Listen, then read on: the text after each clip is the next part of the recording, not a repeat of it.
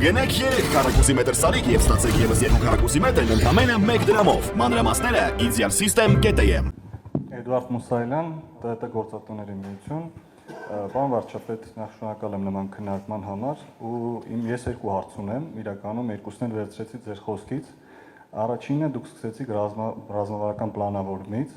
Այս տրամաբանության մեջ Միացյալ Նահանգների հետ ունեցանք վերջերս այդ համագործակցության հուշագրի ստորագրումը։ Ոլորտը շատ սպասում է ճանապարհային քարտեզին, ես կուզեի ձեզնից լսել ինչպես եք դուք այդ պատկերացնում եւ լինելով երկրորդ հարցս վերաբերում է նրան, թե լինելով այս ինժեներական միջավայրում, այս հետարքիր միջավայրում առանց թեկուզ գրատախտակի, ինչպիսին է ձեր երազանքը եւ ինչպես եք դուք տեսնում երկրի ապագան։ Երկրի ապագայի մասին ես գործնականում վերջին տարիներին միայն դրա մասին եմ խոսում, այսինքն ինչ էլ ասում եմ դրա մասին է։ Ես Հայաստանի ապագան պատկերացնում եմ իր միջազգային ճանաչված սահմաններով, բաց սահմաններով, խաղաղ, ժողովրդավարական եւ իրավական պետություն, այսինքն 29743 քառակուսի կիլոմետր, բայց այդտեղ մի հատ ֆունդամենտալ խնդիր կա, որովհետեւ իսկ ես ինչ նոր բան եմ ես ասում, թվում է թե տարօրինակ է, որ այս մասին մենք խոսում ենք, բայց այո, մենք մեր տարօրինակությունների հետ պետք է առերեսվենք,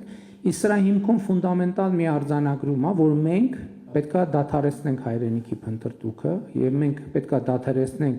երազանքի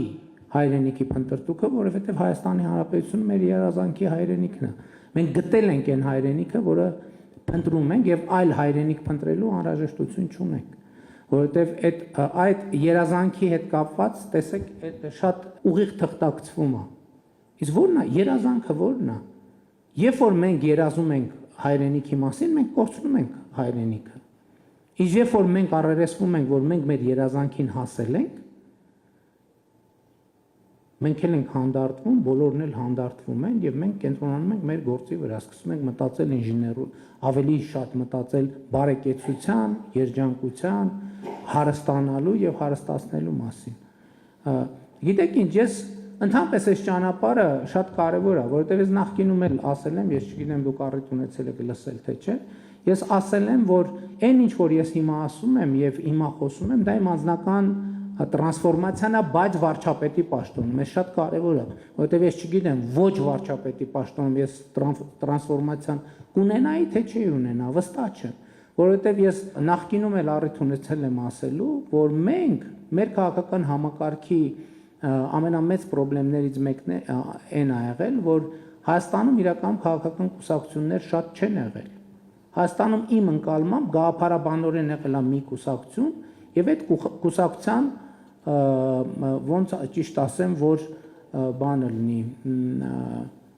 տրանսֆորմացված չէ, նույնիսկ դեֆորմացված կամ մուտացված տարբերակներ։ Օրինակ ասում եմ, չի եղել իրականում քաղաքացիական պայմանագիր կուսակցություն։ Եղել է Հայ հեղափոխական դաշնակցություն, դրոպ քաղաքացիական պայմանագիր կուսակցություն, Հայ հեղափոխական դաշնակցություն, դրոպ Հայ ազգային կոնգրես, Հայ հեղափոխական դաշնակցություն, դրոպ Բարգավաճ Հայաստան կուսակցություն, Հայ հեղափոխական դաշնակցություն, դրոպ Հանրապետական կուսակցություն, որովհետև մենք բոլորս ներծծված ենք եղել կորուսյալ հայրենիքի փնտրտուքի գաղափարով։ Երրորդ հանրապետությունը ինքը ստեղծվել է կորսված հայրենիքի փնտրտուքի գաղափարի հիման վրա։ Այսքան որ հիմա քննարկվում է, մենք պետք է վերադառնանք ընդհանրապես տեքստերին չկարևորելը կամ տեքստերի կարևորությունը արձանագրելը շատ կարևոր է հատկապես այստեղ, որովհետև այն տեքստը, որ մենք դրել ենք մեր պետության, դնում ենք մեր պետության հիմքում, դա այն soft-ն է, որը աշխատացնում է մեր hard-ը, չէ՞, կոպիտ ասած։ Մենք մեր ինչ ծրագիր ենք դրել, մենք ասել ենք, որ մենք ստեղծում ենք Հայաստանի Հանրապետությունը պատմական արդարության եւ ազգային իղձերի համար։ Բայց մենք չենք պատասխանել մի հարցի, պատմական արդարությունը ո՞րն է, կա պատմական արդարություն, թե չէ։ Եվ ես հիմա տենց ասոցիատիվ կտորներ եմ պատմում, որից իմ տրանսֆորմացիան սկսվել է եւ տեղի է ունեցել։ Երկու դրվագ, առաջինը մի անգամ երբ որ ես ազգային ժողովում ներկայացնում էի խաղաղության օրակարգը, դա սկզբնական փուլում էր, ընդդիմադիր պատգամավորներից մեկը արձագանքի ժամանակ ասեց, ընենց եք խոսում կողքից լսողը լինի կթվա թե Եվրոպայի մասին եք խոսում։ Ես արձագանքեցի, ասի, իսկ դուք համոզված եք, որ գիտենք մենք Եվրոպայի պատմությունը։ Այս մի դրվագը, հաջորդ դրվագը, երբ որ ես ըստ էության, երբ որ շփվում ենք տարբեր երկրներում ժողովուրդների մարդկանց հետ, տեսնում եք, որ Եվրոպա մի պետություն գոնե չկա, որ իր տարածքով բավարարված է։ Չկա գոնե մի պետություն, որտեղ այդ միտումը չլինի, որ իր տարածքի մի հսկայական մասը մնացել է հարևանի տարածքում։ Չկա, այդպես երկիր չկա։ Բայց ինչի վրա է հիմնված այսօրվա Եվրոպան։ Այսօրվա Եվրոպան հիմնված է արգելակի վրա, որ մի X պահի ասում են լավ, եկեք արձանագրենք, որն է լավ, ի վերջո, որն է մեր միջազգայինորեն ճանաչված տարածքը։ Էսա մեր միջազգայինորեն ճանաչված տարածքը։ Ուրեմն մենք ապրում ենք եւ աշխատում ենք ստեղ, սա մեր պետությունն է, սա մեր հայրենիքն է։ Այսինքն այդ մենք շատ խոսում ենք, չէ՞ որ մենք բանենք, մենք պանդուխտի հոգեբանություն ունենք, մենք սիրում ենք պանդխտել եւ մենք խոսում ենք մեզ համար որպես անհատ։ Բայց պանդխտելը մենակ բան չի, ֆիզիկապես տեղաշարժվելը չի։ Պանդխտելը այդ նաև այնա, որ դու քո տեղում նստած, բայց դու պանդխտում ես անընդհատ։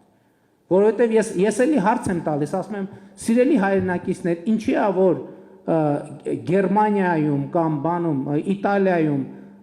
ֆուտբոլի թիմերը կարան լինեն Միլան, Ռոմա, չգիտեմ, ես այտենց մեծ էքսպերտ չեմ ֆուտբոլի, Մարսել Ֆրանսիայում կարար լինի,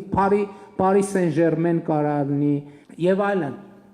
Հայաստանում ֆուտբոլի առաջնության ցանկը նայում ես Ալաշկերտ, Վան եւ այլն եւ այլն։ Ոնց որ մի հատ Շիրակ կա, այն էլ խորթային միությունից ինչ որ ձևերով այդ իրավակազմակերպական ձև մնացել է։ Հա, Արարատ, ինչի՞ է որ սուպերմարկետ որ բացում ենք, մեր առաջին միտքն է նա, որ Իրանը կամ Ադանա պետք է լինի, կամ Վան, կամ Մուշ։ Ինչի՞ց է դա։ Ինչի՞ց է, մենք պետք է առերեսվենք, ինչի՞ չի կարող լինի ֆուտբոլի թիմը Հրազդան, ով կարա բացատրի։